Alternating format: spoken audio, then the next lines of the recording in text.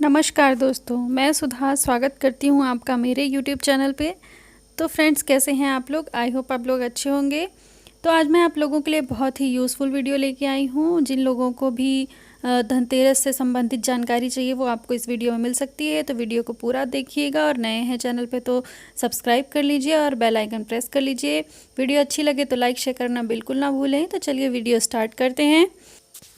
दोस्तों, दिवाली का जो त्यौहार है वो धनतेरस से उसकी शुरुआत मानी जाती है। दिवाली 5 दिनों का पूरा त्यौहार है लगातार, तो धनतेरस से इसकी शुरुआत मानी जाती है। तो इस बार साल 2020 में धनतेरस 12 और 13 नवंबर को पड़ने वाला है और ये 2 दिन का पड़ने वाला है इस बार। तो आप 12 को भी धनतेरस मान सकते हैं और 13 को भी। तो चलिए मैं आपको पूजा का मुहूर्त बता देती हूँ। तो 13 नवंबर शाम 5:28 से 5:59 तक पूजा का मुहूर्त है। आप पूजा कर सकते हैं। तो फ्रेंड्स, धनतेरस के दिन धन्वंतरी और कुबेर देवता की पूजा की जाती है। तो इन्हें कुबेर को धन का देवता माना जाता है और धन्वंतरी जो हैं वो देवताओं के चिकित्सक हैं। इसे धन्वंतरी जयंती भी धनतेरस को कहा जाता है, इसीलिए क्योंकि इस दिन ये समुद्र में से निकले थे। जब समुद्र मंथन हो रहा था तो धन्वंतरी अपने हाथ में कलश लेके निकले थे, इसलिए धनतेरस पे बर्तनों को खरीदने का भी रिवाज है। तो उस दिन हम घर में नए बर्तन भी लेके आते हैं और सोना चांदी जो भी होता है वो खरीदते हैं। साथ ही साथ कोई गाड़ी वाहन जो लक्ष्मी का रूप है उसे घर में लेके आते हैं। तो इस तरीके से ये सारी चीज़ें खरीदने का रिवाज है, तो आप भी खरीदते हैं, जानते हैं। और झाड़ू खरीदना बहुत ही शुभ होता है। धनतेरस के दिन झाड़ू खरीदना चाहिए, धनिया खरीदना चाहिए। तो ये कुछ लोग प्रचलित चीज़ें हैं जो सब लोग खरीदते हैं। तो आप इस तरह से खरीद के और शाम को उनकी पूजा कर सकते हैं। जो नया बर्तन लाएं या चांदी का सिक्का या जो कुछ भी आप लेके आते हैं उसको आपको शाम को पूजा करनी होती है।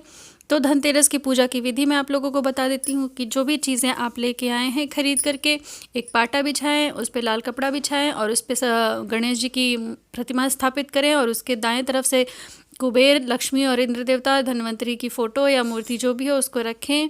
और जो भी आप नया बर्तन या नया चीज़ खरीद के लाए हैं उसकी भी पूजा करें, साथ में षोडशोपचार पूजन करें। सारी चीज़ें फूल माला अक्षत धूप गंध से पूजा करें। इस प्रकार धन्वंतरी और कुबेर की पूजा की जाती है।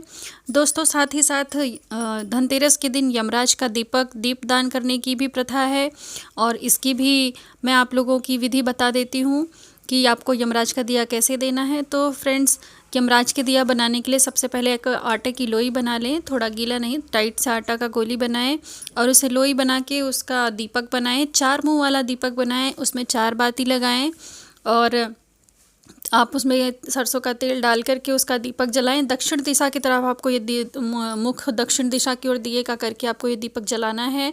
तो आपके घर के दाएं तरफ जाके दक्षिण दिशा जिधर पड़ती है उधर इस दीपक को रख के वहाँ पे और फिर आपको वहाँ पे पूजा करनी है, एक स्वास्तिक बनाना है और फिर उसके बाद में आपको वहाँ पे धूप दीप अक्षत से सारी पूजा करनी है और यमराज से प्रार्थना करनी है कि आपके घर में सब पे कृपा बनाए रहें और किसी को भी अल्पायु मृत्यु किसी की ना हो, घर में सुख शांति रहे। ये आपको यमराज से प्रार्थना करनी है और उनका ये दीपदान देना है। तो इस तरीके से यमराज का दिया दिया जाता है।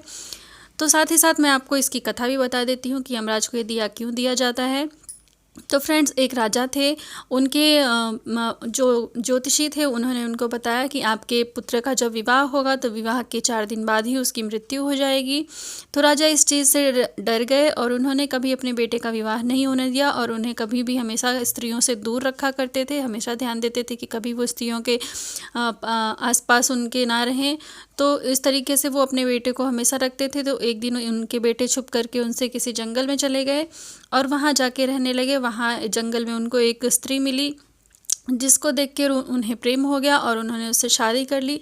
शादी करने के दूसरे तीसरे दिन ही ये चीज़ उन्हें पता चली कि ऐसा इनके साथ होने वाला है। तो उनकी पत्नी ने इस तरीके से दीपावली के धनतेरस के दिन ये पूजा करी यमराज के लिए। ये देवता उनसे प्रार्थना की कि उनके प्राण ना हरे और इस तरीके से उनको दीपदान दिया, उनको पूजा की, इसलिए उन्होंने उनके प्राण छोड़ दिए।